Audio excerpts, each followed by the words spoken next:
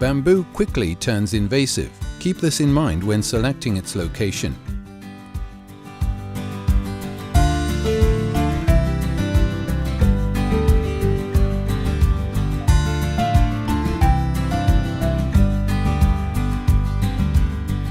Dig a hole 24 inches deep and wide enough to accommodate all your bamboo.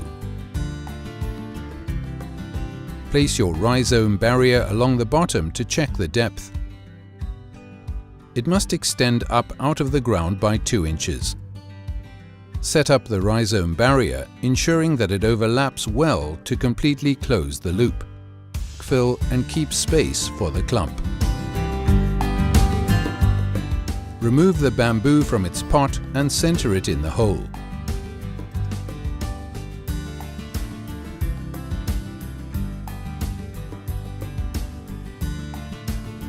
Backfill your hole with the excavated soil. Proceed carefully so as not to damage the rhizome barrier. Press down and water abundantly.